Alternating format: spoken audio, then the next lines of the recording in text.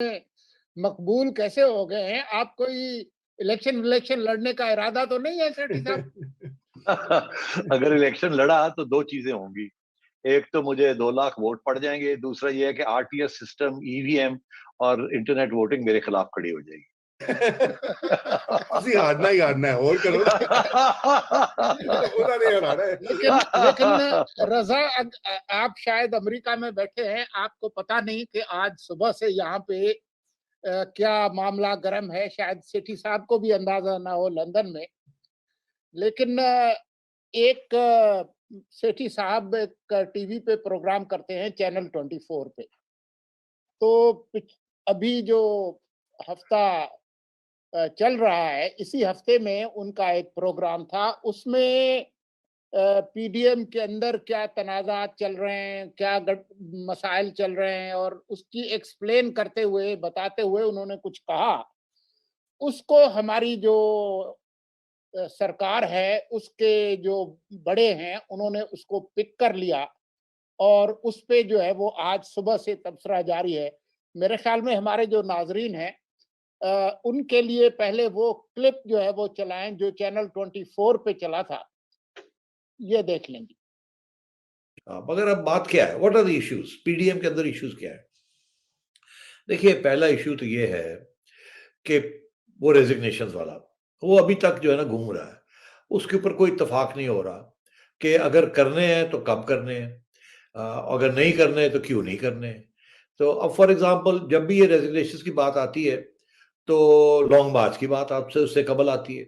जब लॉन्ग मार्च की बात आती है तो फिर ये बात आती है कि लॉन्ग मार्च कहाँ से शुरू होगा, लोगों को कैसे बाहर निकालेंगे, बयानिया क्या होगा, क्या ये लॉन्ग मार्च कह के निकलेंगे कि आप उड़ा के ही आएंगे हुकूमत को, या कुछ अरसा वहाँ चावल खा कू के पुलाव खा के वापस आ जाएंगे, या उस वक्त फिर रेजिग्नेशंस करेंगे। तो ये लॉन्ग मार्च का और रेजिग्नेशंस का अपना, और हुकूमत की रेजिग्नेशन का या ओवरथ्रो का, ये सारे मिले हुए हैं तीनों चीजें। तो जब तक वो सारे सितारे जो है ना वो एक जगह पे ना इकट्ठे ना हो जाए तो उस वक्त तक लॉन्ग मार्च नहीं होनी, क्योंकि लॉन्ग मार्च हो गई और निकला कुछ ना, तो फिर तो ये फारग है पीडीएम। जी। फिर तो वो इमरान खान साहब मेरा ख्याल है 2 साल और उसके बाद 5 साल और भी शायद गुजार जाए। इसलिए ये बड़ा सोच समझ के ये फैसले करने पड़ेंगे कि जब लॉन्ग मार्च करनी है तो फिर ये आर या पार वाली बात है। या आर से मतलब ये पहुंच जाना है और खान साहब को छोड़ना नहीं है, लड़ाई झगड़े करने हैं। वो पिछली दफा तो कहते थे कि एक पौधा नहीं हिला, इस दफा पौधे बहुत से हिलाने पड़ेंगे, बहुत सी चीजें तोड़ फोड़ करनी पड़ेगी, फिर जाके पौधा वहाँ शायद है, establishment गमला को नहीं, वो- गमला नहीं हाँ, टूटा था सेठी साहब।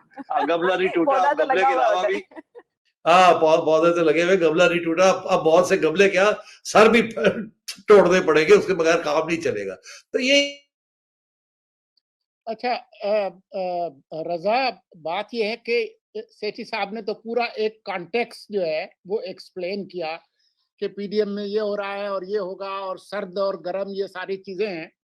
लेकिन इससे पहले कि मैं आपको बताऊं कि आज हमारी इंसानी हुकूक की जो वजीर है मोहतरमा शिरीन मजारी साहब, उन्होंने इसमें से कौन सा टुकड़ा निकाल कर और इसको गोल पोस्ट बनाकर बमबारी शुरू की। मैं आपको इससे एक हफ्ता पीछे लेके जाना चाहता हूं।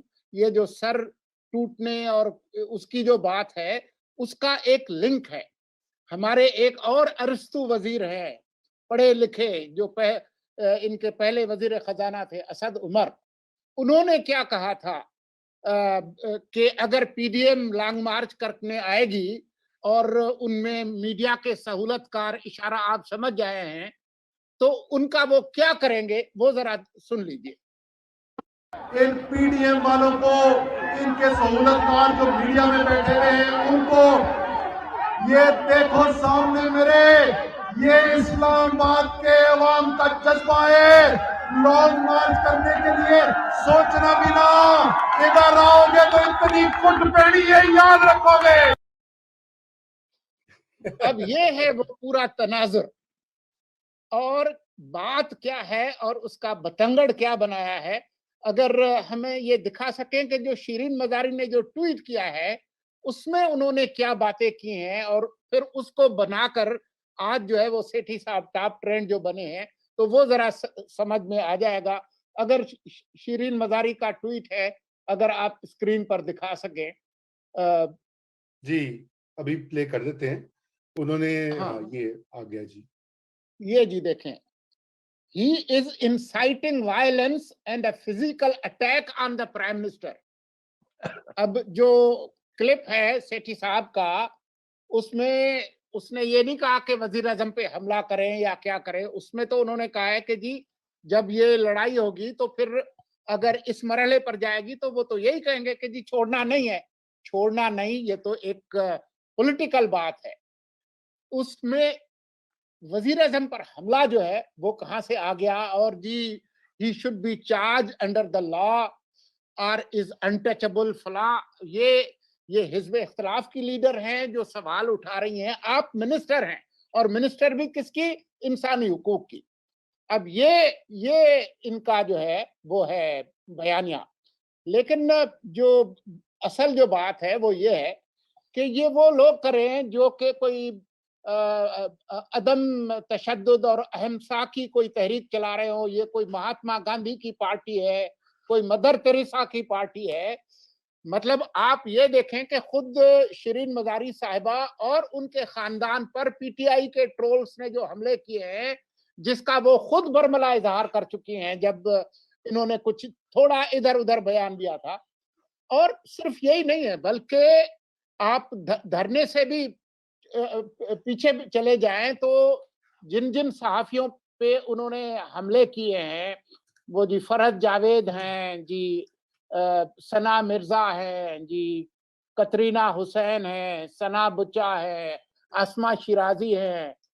मतलब आप जो खान साहब कहते रहे, अगर आप कुछ चीजें आपके पास होंगी, आप दिखाए ना कि वो क्या करते रहे। 126 दिन के धरने में असमतुल्लाह जुने जो एसएसपी, उस पर कादरी और पीटीआई के लोगों ने तशद्दुद करके उसको तकरीबन मरने के काबिल हो गया।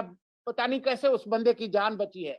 खान साहब खुद क्या कहते रहे हैं आईजी पुलिस के लिए, राना सनाउल्लाह के लिए, कि मैं उसको अपनी उसके मूंछों से पकड़कर घसीटूंगा। वो आप कुछ चलाए ना कि आपने इनके इस फाशिस्ट, अभी फिरदौस आशिक अवान ने क्या किया कादिर मंदोखेल के साथ, वो नहीं है हमारे पास। मतलब कितने लातदाद। अच्छा, Daniyal Aziz sitting federal minister Munif Farooq के शो में वो बैठे हैं, और उसमें और लोग भी बैठे थे, इफ्तिखार अहमद भी बैठे थे। उसके अंदर शो के दौरान उसको उसने थप्पड़ मारा है, और बाद में वीडियो रिलीज किए है नईमुल हक ने कि इमरान खान को जब मैंने बताया कि मैंने ये काम किया तो वो बड़े खुश हुए और उन्होंने कहा कि बिल्कुल ऐसा ही करना चाहिए था। और इमरान इस्माइल जो आज गवर्नर है, उसने ट्वीट किया कि मार्क करते हुए कि अब ये देखो, रोक सको तो रोक लो। ये sir temperature You call me a chore? How dare you call me a chore? कि भी आपने कोई नारे लगाए थे, मैं समझता हूँ कि वो नारे गलत थे। आपने कुत्ते की तौहीन की। तो आपसे रिक्वेस्ट, ये इनका वो है।